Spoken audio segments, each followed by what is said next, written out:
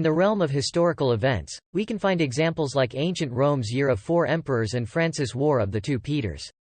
So, in my opinion, when a skilled royal biographer, pausing their Waitrose brand GT Indulgence, decides to chronicle the House of Windsor circa 2023, they should primarily focus on what I call the month of the 2 dresses.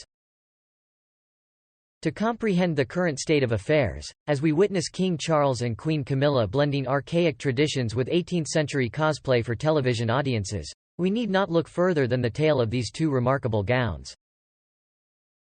The first dress, gracefully adorned by Kate, the Princess of Wales, catapulted her into a triumphant month, showcasing her exceptional abilities. Meanwhile, the second dress, worn by Meghan, the Duchess of Sussex, reflects a tumultuous period, one of the rockiest patches she has encountered since her entrance into the scene. In a span of a month, we have 2 royal figures, 2 divergent trajectories. Irony introduces us to the enigmatic personas of the wives of Windsor, whose merriment may be uncertain at best. Now, let's tackle these developments in chronological order, shall we? The coronation on May 6 marked an event more than 7 decades in the making. Kate graced the occasion, appearing as though she had meticulously studied and analyzed every aspect of the Buckingham Palace brief. Her ensemble drew inspiration from the Antiquities Department of the British Museum, carefully curated on an annotated moodboard. The end result was a magnificent Alexander McQueen gown, complemented by an elegant headpiece, all harmoniously embellished under her Royal Victorian Order mantle. This ensemble evoked the spirit of Britannia, with a touch of Queen Mary's indomitable strength. In case anyone doubted the transformation of a former accessories buyer, whose pre-marriage achievements were largely limited to organizing a charitable roller disco, the undeniable proof stood before them. Kate personified the role of a princess, as if it were her destined position, surpassing even those of noble lineage with diluted Hanoverian DNA. But Kate's achievements go beyond impeccable adherence to dress codes. She has excelled in her actual duties as well. Unwilling to merely go through the motions of opening things and engaging in the conventional act of cutting ribbons, in recent years, she has achieved a remarkable feat that rivals the most significant accomplishments of the Stuart dynasty on the throne. The establishment of the Royal Foundation Centre for Early Childhood may sound like a touchy-feely endeavour focused on children, with an emphasis on funding for basic supplies rather than intellectual substance. However, its core objective is to address homelessness, addiction, and mental health issues in the upcoming generation. In the past few months alone, Kate has gathered CEOs from 9 prominent global corporations to form a business task force, launched an extensive advertising campaign across the United Kingdom, and even found the time to craft an op-ed piece for the esteemed Financial Times, a publication favored by presidents, tycoons, and influential figures spanning from Belgravia to Bangkok. Someone has been concealing not only their talents but also an impressive amount of ambition under their seemingly unassuming facade. So, Kate is undeniably going from strength to strength, excelling in her endeavors, deserving nothing less than accolades all around. On the other hand, the same cannot be said for her sister-in-law Meghan, whose most notable achievement in the past month has inadvertently granted Hertz a global spotlight. Now, let's talk about her attire, an absolute marvel. Donning a strapless gold Johanna Ortiz gown, the 41-year-old appeared as though she were about to meet Ava Gardner for a sophisticated evening of cocktails at the Palm. It was a blend of old Hollywood glamour and the commanding presence of a 21st-century power player, with a hint of the iconic series Sex and the City. If Kate aimed to enhance her regal aura with her choice of outfit while simultaneously contributing to the flourishing market of imitation royal souvenirs, Meghan's approach was centered around presenting herself as an individual fully in control of her own narrative.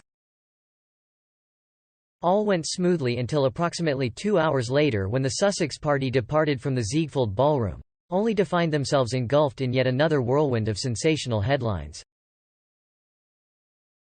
As per their spokesperson, what ensued was described as a near-catastrophic car chase, although the New York Police Department didn't quite share the same interpretation of events.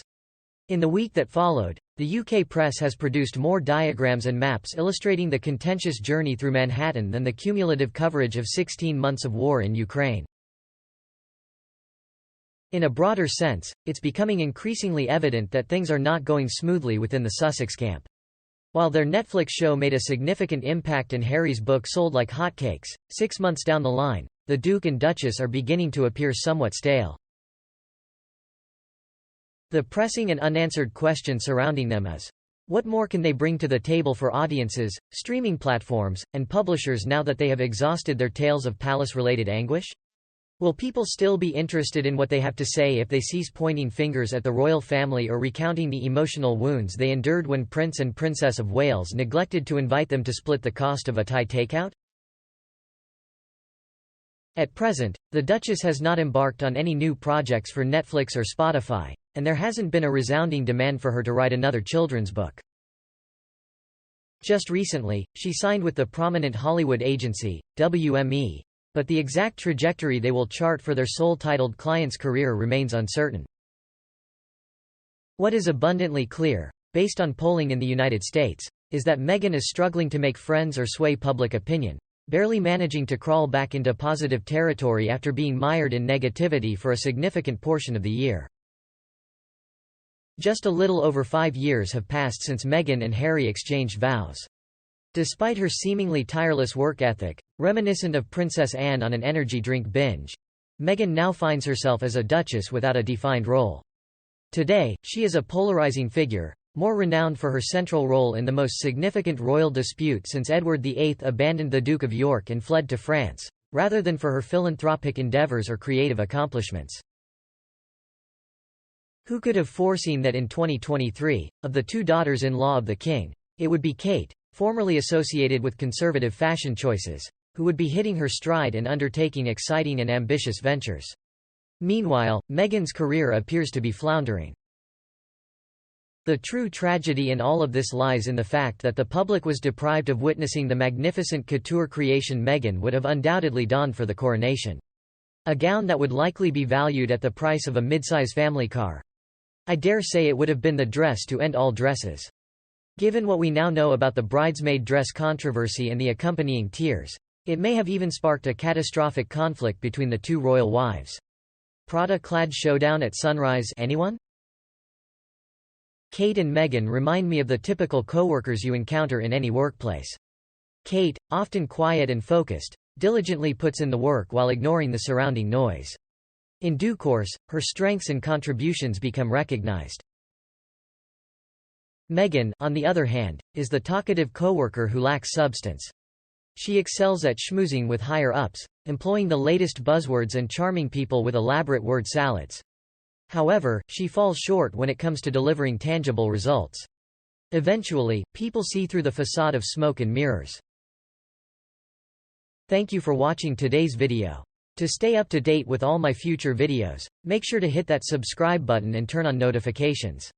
Thanks for tuning in and see you next time.